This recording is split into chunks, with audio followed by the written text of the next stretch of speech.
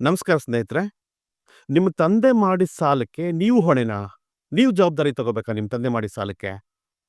ಅಥವಾ ಯಾರದೇ ಒಬ್ಬ ತಂದೆ ತೀರ್ಕೊಂಡಾಗ ಅವ್ರು ಮಾಡಿರೋಂಥ ಸಾಲನ ಅವ್ರ ಮಕ್ಳು ತೀರಿಸ್ಬೇಕಾ?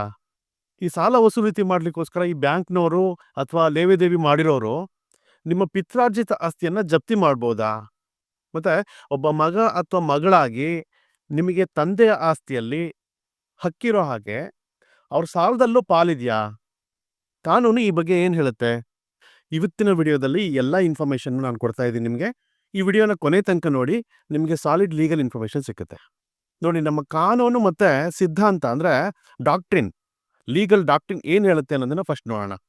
ನಮ್ಮಲ್ಲಿ ಪಿಯೂಸ್ ಆಬ್ಲಿಗೇಷನ್ ಅನ್ನೋ ಒಂದು ಡಾಕ್ಟ್ರಿನ್ ಇತ್ತು. ಅಂದ್ರೆ ಧಾರ್ಮಿಕ ಹೊಣೆಗಾರಿಕೆ ಅಂತಕ್ಕಂಥ ಒಂದು ಡಾಕ್ಟ್ರಿನ್ ಇತ್ತು ಅಥವಾ ಸಿದ್ಧಾಂತ ಇತ್ತು.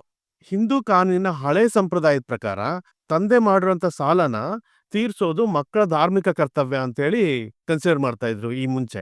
ಆದ್ರೆ ಹಿಂದೂ ಉತ್ತರಾಧಿಕಾರ ತಿದ್ದುಪಡಿ ಕಾಯ್ದೆ 2005 ಅಂದ್ರೆ ಹಿಂದೂ ಸಕ್ಸೆಷನ್ ಅಮೆಂಡ್ಮೆಂಟ್ ಆಕ್ಟ್ 2005ರಿಂದ ಈ ಹೊಣೆಗಾರಿಕೆಯನ್ನ ಕ್ಯಾನ್ಸಲ್ ಮಾಡಲಾಗಿದೆ.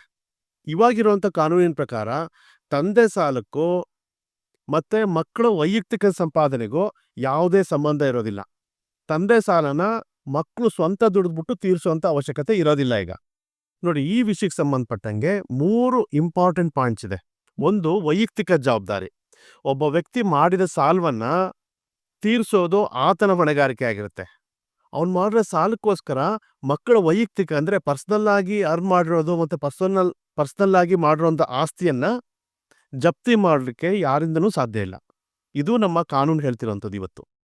ಆದ್ರೆ ಎರಡನೇ ಮುಖ್ಯವಾಗಿರುವಂಥ ಪಾಯಿಂಟ್ ನೋಡೋದಾದ್ರೆ ಲಿಮಿಟೆಡ್ ಲಯಬಿಲಿಟಿ ಟು ಇನ್ಹೆರಿಟೆನ್ಸ್ ಅಂತೇಳಿ ಹೇಳ್ತೀವಿ. ನೀವು ಎಷ್ಟು ಆಸ್ತಿಯನ್ನ ನಿಮ್ಮ ತಂದೆಯ ಆಸ್ತಿಯಿಂದ ಪಡ್ಕೊಳ್ತಿರಲ್ಲ ಅಥವಾ ಪಿತ್ರಾರ್ಜಿತ ಆಸ್ತಿಯಿಂದ ಪಡ್ಕೊಳ್ತಿರಲ್ಲ, ಅಷ್ಟೇ ಪ್ರಮಾಣದ ಸಾಲಕ್ಕೆ ನೀವು ಜವಾಬ್ದಾರಿ ಆಗಿರ್ತೀರಿ.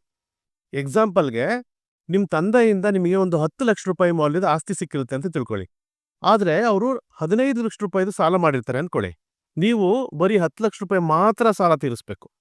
ಅಷ್ಟಕ್ಕೆ ಮಾತ್ರ ನಿಮ್ದು ಜವಾಬ್ದಾರಿ ಇರುತ್ತೆ. ಯಾಕೆಂದ್ರೆ ನೀವು ಅವರಿಂದ 10 ಲಕ್ಷ ರೂಪಾಯಿ ಮೌಲ್ಯದ ಆಸ್ತಿಯನ್ನ ಪಡ್ಕೊಂಡಿರ್ತೀರಿ. ಉಳಿದ 5 ಲಕ್ಷ ರೂಪಾಯಿಗೆ ನೀವು ಜವಾಬ್ದಾರಿ ಆಗೋದಿಲ್ಲ. ಮತ್ತೆ ಮೂರನೇದು ಇಂಪಾರ್ಟೆಂಟ್ ಪಾಯಿಂಟ್ ಏನು ಅಂತ ಹೇಳಿದ್ರೆ, ಒಂದ್ ವೇಳೆ ನಿಮ್ಮ ತಂದೆ ಏನಾದರೂ ಕುಡಿತಕ್ಕೋ ಜೂಜು ಅಥವಾ ಯಾವುದೇ ಒಂದು ಅನೈತಿಕ ಕೆಲಸಗಳನ್ನ ಮಾಡ್ಲಿಕ್ಕೋಸ್ಕರ ಸಾಲ ಏನಾದರೂ ಮಾಡಿದ್ರೆ ಅಂತಹ ಸಾಲವನ್ನ ತೀರಿಸಲು ಮಕ್ಕಳು ಕಾನೂನಾತ್ಮಕವಾಗಿ ಬದ್ಧರಾಗಿರೋದೇ ಇಲ್ಲ. ಇದನ್ನ ಕೋರ್ಟ್ನಲ್ಲಿ ಅವ್ಯಾವಹಾರಿಕ ಸಾಲ ಅಂತೇಳಿ ಪರಿಗಣಿಸಲಾಗುತ್ತೆ. ಅದಕ್ಕೆ ನೀವು ಜವಾಬ್ದಾರಿ ತಗೊಳ್ಳೋ ಹಾಗೆ ಇಲ್ಲ. ಸುಪ್ರೀಂ ಕೋರ್ಟ್ ಮತ್ತು ಹೈಕೋರ್ಟ್ಗಳು ಮತ್ತೆ ಈ ರೀತಿಯಾಗಿರುವಂಥ ಜಡ್ಜ್ಮೆಂಟ್ಗಳು ಕೊಟ್ಟಿವೆ. ಅದರಲ್ಲಿ ಮುಖ್ಯವಾಗಿರುವಂಥ ಪ್ರಿನ್ಸಿಪಲ್ ಏನು ಹೇಳುತ್ತೆ ಅಂತ ಹೇಳಿದ್ರೆ, ಮೃತರ ಆಸ್ತಿಯನ್ನ ಪಡೆಯದ ಹೊರತು ವಾರಸುದಾರರಿಂದ ಸಾಲ ವಸೂಲಿ ಮಾಡಲು ಬರುವುದಿಲ್ಲ. ಒಂದು ವೇಳೆ ನೀವು ಯಾವುದೇ ಆಸ್ತಿಯನ್ನ ಪಡೆದಿಲ್ಲ ಅಂತ ಹೇಳಿದ್ರೆ ನೀವು ₹1 ಸಾಲವನ್ನು ಸಹ ತೀರಿಸುವಂತ ಅವಶ್ಯಕತೆ ಇರೋದಿಲ್ಲ. ಹಾಗಾಗಿ ನೀವು ಕೆಲವೊಂದು ವಿಷಯಗಳನ್ನ ತಿಳ್ಕೊಂಡಿರ್ಬೇಕಾಗತ್ತೆ. ಇನ್ ಕೇಸ್ ಬ್ಯಾಂಕ್ ಅಥವಾ ಯಾವುದೋ ಒಬ್ಬ ಖಾಸಗಿ ವ್ಯಕ್ತಿ ಬಂದ್ಬಿಟ್ಟು ನಿಮಗೆ ತೊಂದರೆ ಕೊಡ್ತಾ ಇದ್ರೆ, ನಿಮ್ಮ ತಂದೆ ಇಷ್ಟು ಸಾಲ ಕೊಡಬೇಕಾಯ್ತು ಅಷ್ಟು ಸಾಲ ಕೊಡಬೇಕಾಯ್ತು ಅಂತ ಏನಾದರೂ ನಿಮಗೆ ತೊಂದರೆ ಕೊಡ್ತಾ ಇದ್ರೆ ಆ ಬೆದರಿಕೆಗೆ ಹೆದರಬೇಡಿ.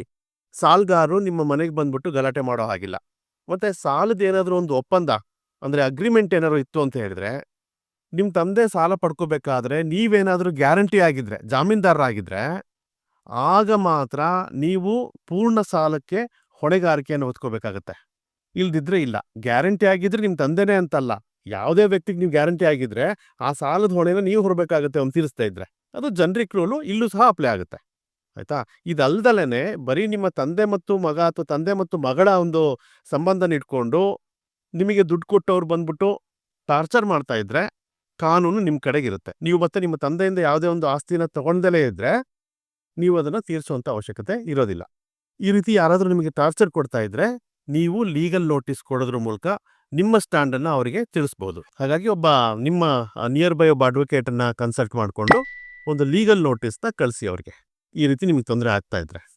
ಈ ಮಾಹಿತಿ ನಿಮಗೆ ಇಷ್ಟ ಆಗಿದ್ರೆ ಲೈಕ್ ಮಾಡಿ, ಶೇರ್ ಮಾಡಿ. ಮತ್ತೆ ಕಾನೂನಿನ ಬಗ್ಗೆ ಈ ರೀತಿಯಾಗಿರುವಂಥ ವಿಡಿಯೋಗಳು ನಿಮಗೆ ಬೇಕು ಅಂತ ಹೇಳಿದ್ರೆ ಆ ಟಾಪಿಕ್ನ ಕಾಮೆಂಟಲ್ಲಿ ಬರೆದು ತಿಳಿಸಿ. ಆ ಟಾಪಿಕ್ ಮೇಲೂ ಸಹ ನಾನು ವಿಡಿಯೋ ಮಾಡಲಿಕ್ಕೆ ಪ್ರಯತ್ನ ಪಡ್ತೀನಿ. Thank you so much.